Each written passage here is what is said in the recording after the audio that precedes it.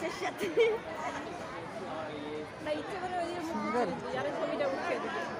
হয়ে গেছে ছবি তোলা।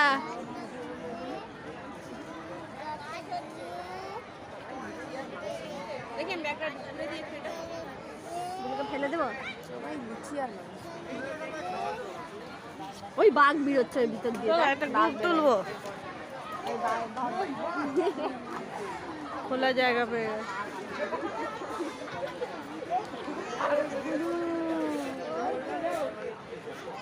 ফুল ফুল দেখ